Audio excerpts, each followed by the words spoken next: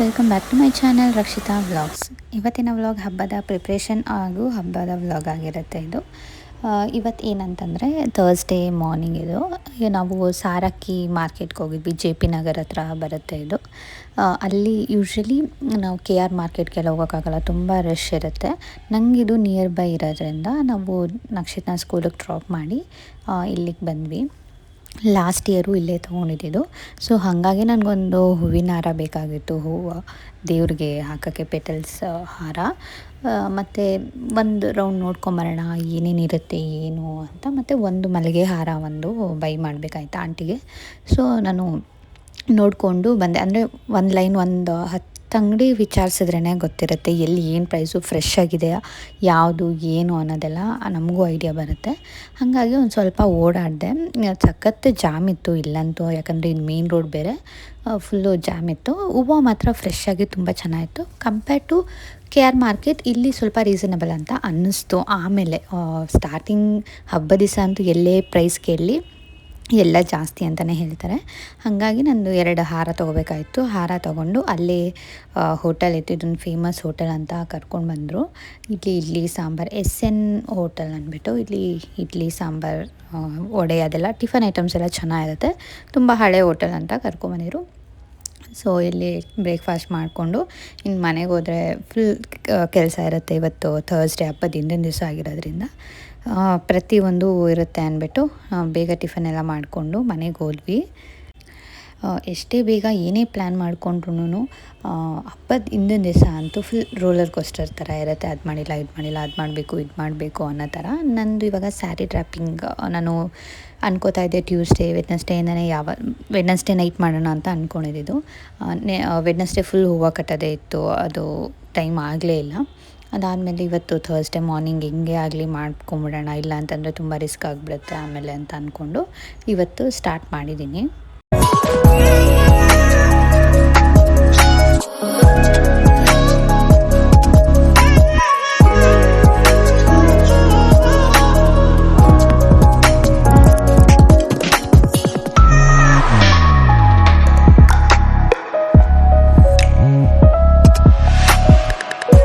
ಇವಾಗ ಸ್ಯಾರಿ ಡ್ರಾಪಿಂಗ್ ಅಂತಂದಾಗ ಫಸ್ಟ್ ನಾನು ಬಾಡಿ ಪಾರ್ಟ್ ಎಲ್ಲ ರೆಡಿ ಮಾಡ್ಕೋಬೇಕಾಯಿತು. ಆದಷ್ಟು ಒಂದು ಸ್ವಲ್ಪ ಇನ್ಸ್ಟಾಗ್ರಾಮ್ ರೀಲ್ಸಲ್ಲೆಲ್ಲ ಸೇವ್ ಮಾಡ್ಕೊಂಡಿದ್ದೆ.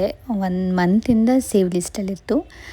ಬಟ್ ಅದನ್ನೆಲ್ಲ ಯೂಸ್ ಮಾಡಬೇಕು, ಒಂದೊಂದು ಥರ ಟೆಕ್ನಿಕ್ಸ್ ಇರುತ್ತೆ ಅಂದ್ಬಿಟ್ಟು ಆ ಥರ ನೋಡಿಕೊಂಡು ಮಾಡ್ಕೊಂಡಿದ್ದು ನಾನು. ಫಸ್ಟು ಇದು ಬಿಂದಿಗೆಗೆ ನಾವು ಯಾವಾಗಲೂ ಕೋಲ್ ಕಟ್ಕೊತಾ ಇದ್ದೆ, ಅದೇ ನನಗೆ ಮೇಜರ್ ಟಾಸ್ಕ್ ಆಗಿಬಿಡ್ತಾಯಿತ್ತು. ಈಗ ಅದಕ್ಕೇ ವೆಲ್ಡಿಂಗ್ ಮಾಡಿಸ್ಬಿಟ್ಟಿದ್ದೀವಿ. ಸೊ ಅದು ಹಾಗೆ ಫಿಕ್ಸ್ಡಾಗೇ ಇರುತ್ತೆ. ಹಾಗಾಗಿ ನಾವು ಈ ಸತಿ ಅದೊಂದು ಟ್ರೈ ಮಾಡಿದ್ವಿ. ಸೊ ಟೈಟಾಗಿ ಫ್ಲೆಕ್ಸಿಬಲಾಗಿ ನೀಟಾಗಿ ಕೂತ್ಕೊಳ್ಳುತ್ತೆ. ಇದು ಒಂದು ಪ್ಲ್ಯಾನ್ನ ನಾನು ತುಂಬ ದಿನದಿಂದ ಅಂದ್ಕೊಂಡು ಮಾಡಿಸ್ಲೇಬೇಕು ಅಂತ ಅಂದ್ಕೊಂಡು ಮಾಡಿದ್ದು. ನಾನು ಲಾಸ್ಟ್ ಮೂಮೆಂಟಲ್ಲಿ ಅದು ಕಡ್ಡಿ ಎಲ್ಲ ಕೋಲ್ ತೊಗೊಂಡು ಅದೆಲ್ಲ ಕಟ್ಟೋಕ್ಕೆಲ್ಲ ಟ್ರೈ ಮಾಡ್ತಾಯಿದ್ದೆ. ಪರ್ಫೆಕ್ಟಾಗಿ ಸಿಗ್ತಾ ಇರಲಿಲ್ಲ, ಆ ಥರ ಎಲ್ಲ ಆಗ್ತಾಯಿತ್ತು. ಸೊ ಈ ಸತಿ ಅದಕ್ಕೆ ವೆಲ್ಡಿಂಗೇ ಮಾಡಿಸ್ಬಿಟ್ರೆ ಇದಿರಲ್ಲ, ನೆಕ್ಸ್ಟ್ ಸತಿ ಅಷ್ಟೊತ್ತಿಗೆಲ್ಲ ಸರಿ ಹೋಗುತ್ತೆ, ಪ್ರತಿ ಸತಿನೂ ಫಿಕ್ಸ್ಡಾಗೇ ಇರುತ್ತೆ ಅಂದ್ಬಿಟ್ಟು ಇವಾಗ ನಾನು ಬಾಡಿ ಪಾರ್ಟ್ ಮಾಡಿಕೊಂಡು ಕೂತಿದ್ದೀನಿ. ಅದಾದಮೇಲೆ ಆಲ್ಮೋಸ್ಟ್ ನನಗೆ 1.5 ಅವರ್ ಟೈಮ್ ಡ್ಯೂರೇಷನಲ್ಲಿ ನಾನು ಸ್ಯಾರಿ ಡ್ರಾಪಿಂಗ್ ಎಲ್ಲ ಮಾಡ್ಕೊಂಡಿದ್ದು. ಸ್ವಲ್ಪ ಕಷ್ಟ ಅನಿಸುತ್ತೆ ಅದು. ಇವಾಗ ನಾವು ಅಂದ್ಕೊಂಡಿದ್ದ ಥರನೇ ಬರಬೇಕು, ಹಿಂಗೆ ಮಾಡಬೇಕು ಅಂದರೆ. ಯೂಶ್ವಲಿ ನಾರ್ಮಲ್ ಸ್ಯಾರಿ ಡ್ರಾಪಿಂಗು ನಾವು ಒಂದು ನಾರ್ಮಲಾಗಿ ಫ್ರಿಲ್ಲೆಲ್ಲ ಹಿಡ್ದು ಮಾಡ್ತೀವಿ ಅಂತಂದರೆ ಓಕೆ. ಅಂದರೆ ನೀಟಾಗಿ ಹಸ್ತ ಪಾದ ಅದೆಲ್ಲ ನೀಟಾಗಿ ಕುಣಿಸಿ ಮಾಡೋದ್ರಿಂದ ಸ್ವಲ್ಪ ನೀಟಾಗೆ ಬರಬೇಕು ಅನ್ನೋದು, ಹಿಂಗೆ ಇರಬೇಕು ಹಂಗೆ ಇರಬೇಕು ಅನ್ನೋದು ಇರುತ್ತೆ. ಅತ್ತೆನೂ ಹೆಲ್ಪ್ ಮಾಡ್ತಾಯಿದ್ರು, ಅವರು ಓಡಾಡಿಕೊಂಡು ಸ್ವಲ್ಪ ನಾನು ಹೇಳಿದ್ದು. ಇವಾಗ ನಾನು ಒಂದು ಕಡೆ ಕುತ್ಕೊಂಬಿಟ್ಟಿದ್ನಲ್ಲ, ಅವರು ತಂದು ಕೊಡೋದು ಮತ್ತು ಇದು ಹೋಲ್ಡ್ ಮಾಡೋದು, ಅದಕ್ಕೆಲ್ಲ ಒಬ್ಬರು ಹೆಲ್ಪ್ ಬೇಕೇ ಬೇಕು. ಹಾಗಾಗಿ ಇವಾಗ ನಾನು ಸ್ಯಾರಿ ಡ್ರಾಪಿಂಗ್ ಎಲ್ಲ ಒಂದಷ್ಟು ವೀಡಿಯೋ ನೋಡ್ಕೊಂಡಿದ್ದೆ. ಸೊ ಅದನ್ನು ನೋಡಿಕೊಂಡೇ ಮಾಡೋಣ ಅಂತ ಅಂದ್ಕೊಂಡು ಮಾಡಿದ್ದು. ಇದು ದೊಡ್ಡ ಸ್ಯಾರಿ ಆಗಿರೋದ್ರಿಂದ ಸ್ಯಾರಿ ಪ್ಲೀಟ್ ಮಾಡೋದು, ಹೋಲ್ಡ್ ಮಾಡೋದೆಲ್ಲ ಸ್ವಲ್ಪ ಕಷ್ಟ ಅನಿಸುತ್ತೆ. ಯಾಕಂದರೆ ನಾವು ಹೊಸ್ದಾಗಿ ಓಪನ್ ಮಾಡಿ ಒಂದು ಫೋಲ್ಡ್ ಆಗಿರಲ್ಲ ಇನ್ನು, ನಾವೇ ವೇರ್ ಮಾಡಬೇಕಂದ್ರೆ ಈ ಸ್ಯಾರಿ ಎಲ್ಲ ಕಷ್ಟ. ಅಂಥದ್ರಲ್ಲಿ ಸ್ವಲ್ಪ ಫ್ರಿಲ್ ಹಿಡ್ದು ಡ್ರೇಪ್ ಮಾಡೋದೆಲ್ಲ ಸ್ವಲ್ಪ ಕಷ್ಟ ಅನಿಸುತ್ತೆ. ಅದು ಹೋಲ್ಡ್ ಮಾಡೋದಕ್ಕೇ ವೆಯ್ಟ್ ಅನಿಸುತ್ತೆ ಜಾಸ್ತಿ ಸ್ಯಾರಿ ಇದು.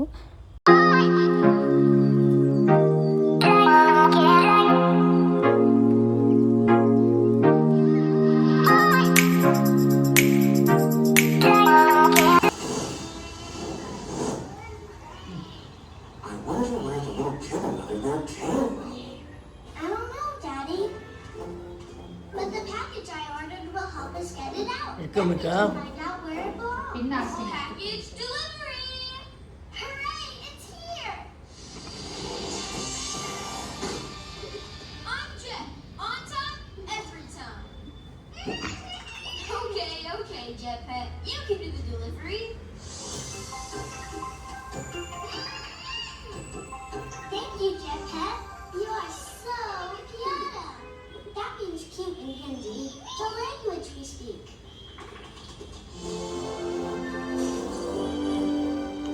Yay!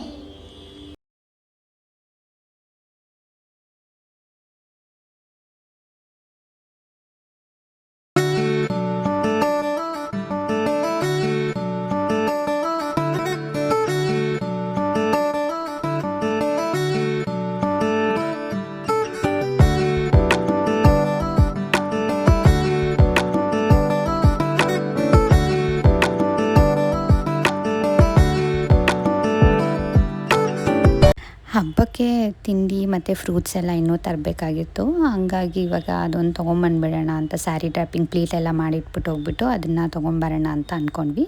ನಾವು ಈಚೆಯಿಂದನೇ ತಿಂಡಿ ಎಲ್ಲ ತಂದು ಇಡೋದು. ಮನೇಲಿ ಮಕ್ಕಳನ್ನೆಲ್ಲ ಇಟ್ಕೊಂಡು ಮಾಡೋದಕ್ಕಾಗಲ್ಲ ಸದ್ಯಕ್ಕೆ ಅಂತ ಈಚೆನೇ ತಂದು ಇಡ್ತೀವಿ.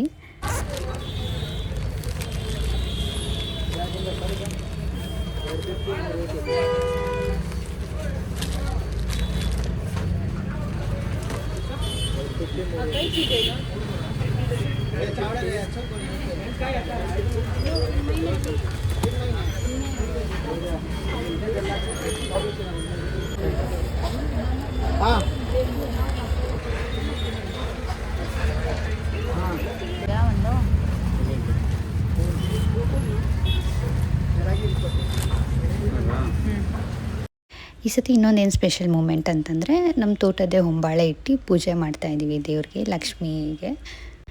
ಇದೊಂದು ಖುಷಿ ಅಂತಲೇ ಹೇಳ್ಬೋದು. ಬಾಳೆನೂ ಅಷ್ಟೇ ತೋಟದ್ದೇನೆ. ಅದು ಹಿಂದಿನ ದಿವಸ ಹೋಗಿ ಸಾಯಂಕಾಲ ತೊಗೊಂಬಂದಿದ್ದು ನಮ್ಮ ಮಾವ. ಮಕ್ಕಳು ಫುಲ್ಲು ಎಕ್ಸೈಟ್ ಆಗಿ ಅವರು ಈಚೆ ಬಾಗಿಲೆಲ್ಲ ತೊಳೆಯೋದು, ಹೊಸಲು ತೊಳೆಯೋದು ಅದೆಲ್ಲ ಮಾಡ್ತಾಯಿದ್ರು. ಡೆಕೋರೇಷನ್ ಅಂತಂದರೆ ನಾನು ಜಾಸ್ತಿ ಏನೂ ಡೆಕೋರೇಷನ್ಸ್ ಎಲ್ಲ ಮಾಡಲ್ಲ. ಹಿಂದೆ ಇವಾಗ ಬ್ಯಾಕ್ ಡ್ರಾಪ್ ಬರುತ್ತಲ್ಲ, ಬ್ಯಾಕ್ ಡ್ರಾಪ್ ಒಂದು ಹಾಕ್ಬಿಟ್ಟು ಮಾಡ್ತೀನಿ ಅಷ್ಟೇ. ಅದನ್ನೆಲ್ಲ ಕಟ್ಟೋದು ಅದೆಲ್ಲ ಮಾಡೋದು ಇವಾಗ ಹಸ್ಬೆಂಡ್ ಮತ್ತು ಮಕ್ಕಳು ಎಲ್ಲ ಸೇರಿಕೊಂಡು ಮಾಡ್ತಾಯಿದ್ರು. ಅವ್ರಿಗೂ ಏನೋ ಒಂದು ಇಂಟ್ರೆಸ್ಟ್ ಇರುತ್ತೆ ಹಬ್ಬ ಅಂತ. ಸ್ಕೂಲ್ಗೆ ಹೋಗ್ಬೇಕಾದ್ರೇ ಹೇಳ್ತಾಯಿದ್ರು ಯಾವಾಗ ಹಬ್ಬ, ಏನು, ಯಾವಾಗೆಲ್ಲ ರೆಡಿ ಮಾಡೋದು ಅಂತೆಲ್ಲನೂ. ಅವ್ರಿಗೂ ಒಂಥರ ಎಕ್ಸೈಟ್ಮೆಂಟ್ ಇರುತ್ತೆ ಹಬ್ಬ ಅಂತ. ಇದೆಲ್ಲ ಹಿಂದಿನ ದಿವಸ ಸಾಯಂಕಾಲನೇ ರೆಡಿ ಮಾಡ್ಕೋತಾ ಇದ್ವಿ ನಾವು. ಹಿಂದೆ ಬ್ಯಾಕ್ ಡ್ರಾಪ್ ಮತ್ತು ಟೇಬಲ್ ಅದೆಲ್ಲನೂ ಅರೇಂಜ್ಮೆಂಟ್ಸ್ ಎಲ್ಲ. ಈ ಸತಿ ಹಬ್ಬಕ್ಕೆ ನಾನು ಜಾಸ್ತಿ ಸ್ಟ್ರೆಸ್ ಔಟ್ ಆಗಿಲ್ಲ. ಅಂದರೆ ಅದು ಮಾಡಬೇಕು, ಇದು ಮಾಡಬೇಕು, ಇದು ತರಬೇಕು ಅದೆಲ್ಲ ಜಾಸ್ತಿ ಏನು ಅಂದ್ಕೊಂಡಿಲ್ಲ. ಏನಿದೆ ಅದರಲ್ಲಿ ನೀಟಾಗಿ ಪೂಜೆ ಮಾಡೋಣ ಅಂತ ಅಂದ್ಕೊಂಡು ಮಾಡಿದ್ದು. ನೆಕ್ಸ್ಟ್ ಏನು ಅಷ್ಟೇನೆ ಫ್ರೈಡೇ ಅಂದರೆ ಸ್ವಲ್ಪ ಇವಾಗ ಹೂವದ್ದು ಮತ್ತು ಅದು ಇದು ತರೋದು ಒಂಚೂರು ರಿಸ್ಕ್ ಆಯಿತು ಅನ್ನೋದು ಬಿಟ್ಟರೆ ಅದೆಲ್ಲ ಯೂಶ್ವಲಿ ಇದ್ದೇ ಇರುತ್ತೆ ಹಿಂದಿನ ದಿವಸ ಆ ಥರ ಎಲ್ಲನೂ. ಇವಾಗ ಮಂಡೇ ಸ್ಟಾರ್ಟ್ ಆಯಿತು ಅಂತಂದರೆ ಎಲ್ಲ ಮನೇಲಿ ಎಲ್ಲ ಹೆಣ್ಮಕ್ಳು ಅಷ್ಟೇ ಎಲ್ಲ ಬ್ಯುಸಿ ಆಗಿಬಿಟ್ಟಿರ್ತಾರೆ ಈ ಹಬ್ಬದಲ್ಲಿ. ಇವಾಗ ನಾನು ಒಂದು ಸ್ವಲ್ಪ ಪ್ರಿಪೇರ್ ಮಾಡಿಕೊಂಡು ಕೆಳಗಡೆ ಎಲ್ಲ ಹಾಕಿ ಇವಾಗ ಸೀರೆ ಎಲ್ಲ ಉಡ್ಸಿರೋದು ಇಲ್ಲ ಅರೇಂಜ್ ಮಾಡ್ಕೊಂಡ್ಮೇಲೆ ಮುಂದೆ ಏನೇನು ಇಡೋದು, ಹೆಂಗೆ ಮಾಡೋದು, ಏನು ಅಂತೆಲ್ಲ ಪ್ಲ್ಯಾನ್ ಮಾಡಿ ಪ್ರಿಪೇರ್ ಮಾಡ್ಕೊತಾ ಇದ್ದೆ. ಇದು ಥರ್ಸ್ಡೇ ನಾನು ಆಲ್ಮೋಸ್ಟ್ ನೈಟ್ 9 o'clockವರೆಗೂ ರೆಡಿ ಎಲ್ಲ ಮಾಡಿಕೊಂಡೆ ಅಷ್ಟೇ. ತುಂಬ ನಿದ್ದೆಗೆ ಎದ್ಬಿಟ್ರೆ ಜಾಸ್ತಿ ಸ್ಟ್ರೈನ್ ಆಗಿಬಿಡುತ್ತೆ ಅಂತ ನಾನು ಯೂಶ್ವಲಿ ಹೇಳ್ದಂಗೆ ಈ ಸತಿ ಅಷ್ಟೊಂದು ಜಾಸ್ತಿ ಹಿಂಗೆ ಮಾಡಬೇಕು ಹಂಗೆ ಮಾಡಬೇಕು ಅನ್ನೋದಿಲ್ಲ. ನಾರ್ಮಲಾಗಿ ನೀಟಾಗಿ ಹೆಂಗಾಗುತ್ತೋ ಹಂಗೆ ಒಂದು ಸಿಂಪಲ್ಲಾಗಿ ನೀಟಾಗಿ ಮಾಡೋಣ ಅಂತ ಅಂದ್ಕೊಂಡಿದ್ದು. ಇದು ಇನ್ನೊಂದು ದಿವಸನೂ ಅಷ್ಟೇ ನೈಟ್ 9 o'clock ಎಲ್ಲ ಬೇಗನೆ ಮಲ್ಕೊಂಡೆ. ಬೆಳಿಗ್ಗೆ ಎದ್ದು ರೆಡಿ ಮಾಡ್ಕೊಳ್ಳೋಣ ಅಂತ. ಇದೆಲ್ಲ ತೀರಾ ಏನು ಜಾಸ್ತಿ ನನಗೆ ಸ್ಟ್ರೆಸ್ ಔಟ್ ಆಗೋಲ್ಲ. ಹಿಂಗೆ ಮಾಡ್ಬೇಕು ಹಂಗೆ ಮಾಡ್ಬೇಕಂತ ಒಂದು ಟೈಮಲ್ಲಿ ಆಗುತ್ತೆ. ಅಂದರೆ ಇಷ್ಟು ಗಂಟೆಗೆ ಪೂಜೆ ಅನ್ನೋದು ಒಂದಿತ್ತು, ಸ್ವಲ್ಪ ಅದಕ್ಕಿಂತ ಸ್ವಲ್ಪ ಲೇಟ್ ಆಯಿತು ಅಷ್ಟೇ. ಬಿಟ್ಟರೆ ಇನ್ನೆಲ್ಲ ನೀಟಾಗೇನೆ ಆಯಿತು. ಅಂದರೆ ಮಕ್ಕಳೆಲ್ಲ ಎದ್ದು ಅತ್ತೆ ಎಲ್ಲರೂ ರೆಡಿಯಾಗಿ ಎಲ್ಲ ಪೂಜೆ ಟೈಮಿಗೆ ನೀಟಾಗೆ ಕರೆಕ್ಟಾಗಿ ಆಯಿತು. ಆವಾಗಲೇ ಸ್ಯಾರಿ ಡ್ರಾಪಿಂಗ್ ಮಾತ್ರ ತೋರಿಸಿದೆ. ಇವಾಗ ಹಸ್ತ ಪಾದ ಅದೆಲ್ಲ ಇಟ್ಬಿಟ್ಟು ರೆಡಿ ಮಾಡ್ತಾಯಿದ್ದೀನಿ. ಇದು ಒಂದು ಸ್ವಲ್ಪ ನನಗೆ ಅಡ್ಜಸ್ಟ್ಮೆಂಟು ಕಾಲು ಹಿಂಗೆ ಹಂಗೆ ಅಂತ ನಾನೊಂಚೂರು ಹೈಟ್ ಮಾಡಿದ್ದೆ. ಯಾಕಂತಂದರೆ ಹಿಂದೆ ಏನು ಬ್ಯಾಕ್ ಡ್ರಾಪ್ ಹಾಕಿದ್ದೀವಿ ಆ ಲೆವೆಲ್ಗೆ ನೀಟಾಗಿ ಬರಬೇಕು ಅಂತ. ಇನ್ನೂ ಸ್ವಲ್ಪ ಡೌನ್ ಮಾಡಿಬಿಟ್ಟಿದ್ದರೆ ಅದು ನೀಟಾಗಿ ಖಾಲಿ ಅನ್ನಿಸ್ತಾ ಇತ್ತು ಅಂತ. ಇದು 9ನೇ ವರ್ಷದ ಹಬ್ಬ ನಂದು. ನಾನು ಮೊದಲನೇ ವರ್ಷ ಬಂದಾಗಿಂದನೂ ನನ್ನ ಕೈಲಿ ಯಾವ ಥರ ಆಗುತ್ತೋ ಹೆಂಗಾಗುತ್ತೋ ಆ ಥರ ಮಾಡಿಕೊಂಡು ಬರ್ತಾಯಿದ್ದೀನಿ. ಹೋಗ್ತಾ ಹೋಗ್ತಾ ಒಂದೊಂದೇ ಚೂರು ಯಾವ ಥರ ಏನು ಮಾಡೋದು ಏನು ಅನ್ನೋದೆಲ್ಲ ಐಡಿಯಾಸ್ ನೋಡ್ಕೊಂಡು ಮಾಡ್ತೀವಿ. ಯಾರೂ ಇವಾಗ ಎಲ್ಲರೂ ಹಾಗೆ ಅಲ್ವಾ, ಇವಾಗ ಎಲ್ಲರ ಮನೇಲೂ ಅದೇ ಥರ ಇರುತ್ತೆ. ಒಬ್ಬೊಬ್ರು ಒಂದೊಂದು ಐಡಿಯಾಸ್ ಇರುತ್ತೆ, ಒಬ್ಬೊಬ್ರು ಒಂದೊಂದು ಥರ ಎಕ್ಸಿಕ್ಯೂಟ್ ಮಾಡ್ತಾರೆ.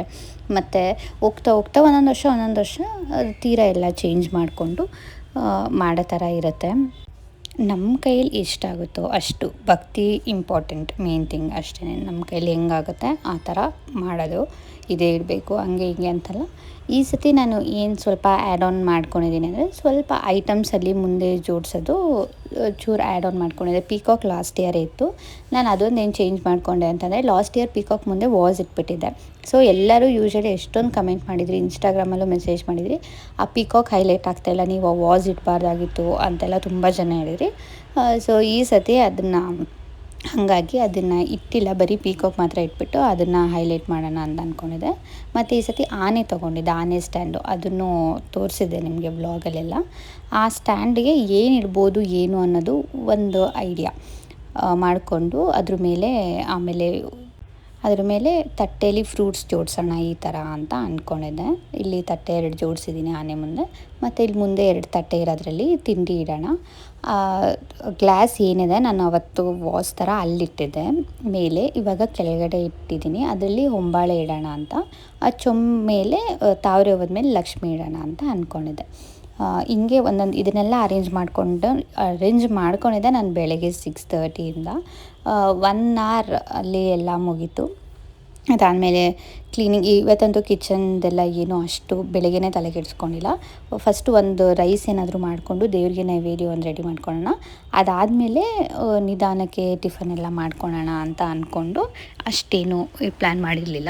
ಪುಳಿಯೋಗರೆ ಮಾಡೋಣ, ಅದನ್ನು ಇಡ್ಬೋದು ಅಂತ ಅದನ್ನೊಂದು ಅಂದ್ಕೊಂಡಿದ್ದೆ. ಇದು ತಟ್ಟೆ ಜೋಡಿಸೋದು ಅದೆಲ್ಲನೂ ಹಿಂಗೆ ಬರಬೇಕು, ಹಿಂಗೆ ಇರಬೇಕು ಅನ್ನೋದು ಒಂದಿರುತ್ತೆ. ಮತ್ತು ತಿಂಡಿನೂ ಅಷ್ಟೇ ಎಲ್ಲ ಈ ಥರ ಬುಟ್ಟಿಯಲ್ಲಿ 2 ಜೋಡಿಸ್ಕೊತಾ ಇದ್ದೆ ನಾನು ಯೂಶ್ವಲಿ ಚಕ್ಲಿ, ನಿಪ್ಪಟ್ಟು, ಕೋಡ್ಬೇಳೆ ತೊಗೊಂಡಿದ್ದೆ, ಕರ್ಜಿಕಾಯಿ, ರವೆ ಉಂಡೆ ಮತ್ತು ಕಜ್ಜಾಯ ತೊಗೊಂಡಿದ್ದು. ಇಷ್ಟು ಇಡೋಣ ಅಂತ. ಅದನ್ನು ಜಾಸ್ತಿ ಕ್ವಾಂಟಿಟಿಲಿ ಏನು ತೊಗೊಂಡಿಲ್ಲ, ಸ್ವಲ್ಪ ಈ ತಟ್ಟೆಯಲ್ಲಿ ಎಷ್ಟು ಜೋಡ್ಸೋಕ್ಕಾಗತ್ತೆ ದೇವ್ರ ಮುಂದೆ ಅಷ್ಟೇ ತೊಗೊಂಡಿದ್ದು. ಮತ್ತು ಇನ್ನೊಂದು, ನಾವು ಎಲ್ಲ ತೊಗೊಂಡು ಬಂದಿರ್ತೀವಿ, ಲಾಸ್ಟಲ್ಲಿ ಇಡೋವಾಗ ಯಾವ್ದು ಮರ್ತೋಗ್ತೀವಿ ಅನ್ನೋದೇ ಗೊತ್ತಾಗಲ್ಲ. ಹಾಗಾಗಿ ಪ್ಲ್ಯಾನ್ ಮಾಡಿಕೊಂಡು ರಾತ್ರಿಯೇ ಎಲ್ಲ ಒಂದೊಂದು ಕಡೆ, ತಿಂಡಿದು ಒಂದು ಕಡೆ, ಫ್ರೂಟ್ಸ್ದು ಒಂದು ಕಡೆ, ಮತ್ತು ಫ್ಲವರ್ಸ್ದು ಫ್ರಿಜ್ಜಲ್ಲೆಲ್ಲ ಸ್ಟೋರ್ ಮಾಡ್ಕೊಂಬಿಟ್ಟಿರ್ತೀವಿ. ಒಂದು ಟ್ಯೂಸ್ಡೇ ವೆಡ್ನೆಸ್ಡೇಯಿಂದನೇ ಯಾವ್ಯಾವ ಕಡೆ ಇಟ್ಟಿರ್ತೀವಿ, ಇದನ್ನು ಮರಿಬಾರ್ದು ಅಂತ ಒಂದೊಂದೇ ಎಲ್ಲ ತಂದು ಜೋಡಿಸೋದೇ ಒಂದು ಟಾಸ್ಕ್ ಆಗಿರುತ್ತೆ. ಅಷ್ಟು ಬಿಟ್ಟರೆ ಇನ್ನೇನು ಜಾಸ್ತಿ ಏನೂ ಇದಾಗಲ್ಲ, ಕಷ್ಟ ಅಂತ ಅನಿಸಲ್ಲ.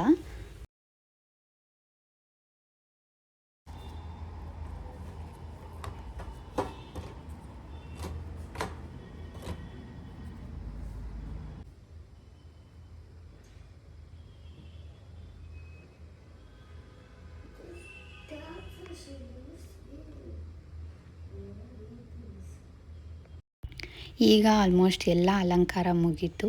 ನಾನಿವಾಗ ಹಾರ ಒಂದು ಹಾಕಬೇಕು, ಒಡವೆ ಹಾಕಬೇಕು.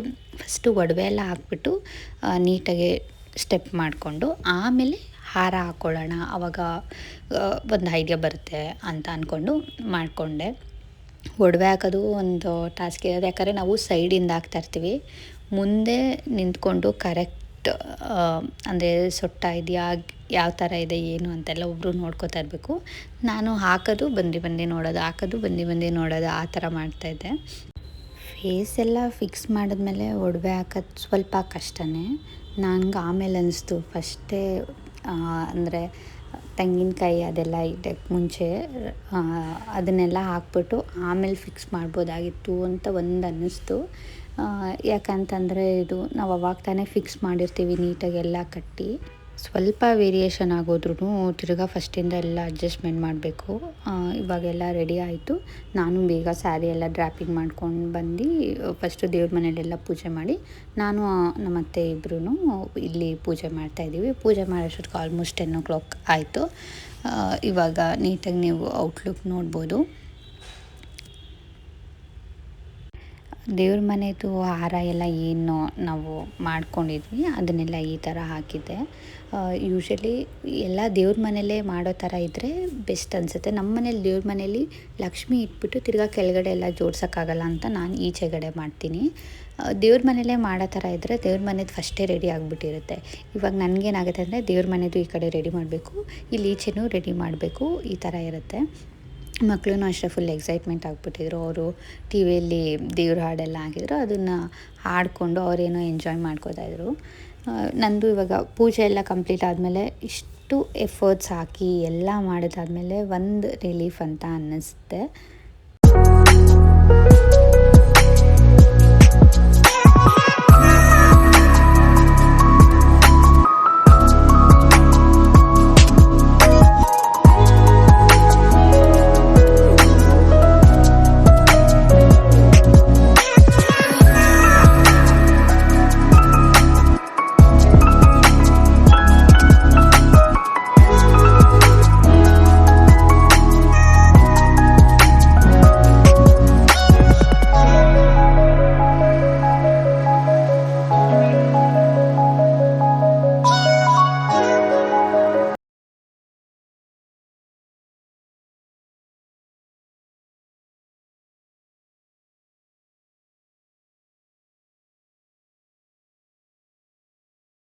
ಸೊ ಇದಾಗಿತ್ತು ಹಬ್ಬದ ವ್ಲಾಗ್. ನೀವು ಫುಲ್ ಔಟ್ಲುಕ್ ಇವಾಗ ನೋಡ್ಬೋದು. ನಾನು ಈ ಸತಿ ಎಲ್ಲ ಬ್ರಾಸಲ್ಲೇ ಡೆಕೋರೇಟ್ ಮಾಡಿದ್ದೆ. ಮುಖವಾಡದಿಂದ ಹಿಡಿದು ಹಸ್ತಪಾದ ಅದೆಲ್ಲನೂ ಅದೊಂಥರ ಯೂನಿಕಾಗಿ ಕಾಣಿಸ್ತಾ ಇತ್ತು. ಸ್ಯಾರಿಗೂ ಸ್ಯಾರಿ ಏನು ವೇರ್ ಮಾಡಿಸಿ ನಾನು ಸೆಲೆಕ್ಟ್ ಮಾಡಿ ತೊಗೊಂಡಿದ್ದೆ. ಸ್ಯಾರಿನೂ ಗೋಲ್ಡು, ಸ್ವಲ್ಪ ಗೋಲ್ಡ್ ಶೇಡಲ್ಲೇ ಬರ್ತಾಯಿತ್ತು, ಪಿಂಕ್ ಗೋಲ್ಡು ಎಲ್ಲ ಮ್ಯಾಚಿಂಗ್ ಥರ ಅನ್ನಿಸ್ತಾಯಿತ್ತು. ಟೋಟಲಿ ಸ್ಯಾಟಿಸ್ಫೈಡ್ ಅನ್ನಿಸ್ತು. ಅಷ್ಟು ಕಷ್ಟಪಟ್ಟು ಎಲ್ಲ ಮಾಡಿದ್ದಕ್ಕೂ ಫೈನಲಿ ಚೆನ್ನಾಗಿ ಬಂದಿದೆ ಅಂತ ನಮ್ಗೆ ಸ್ಯಾಟಿಸ್ಫ್ಯಾಕ್ಷನ್ನು.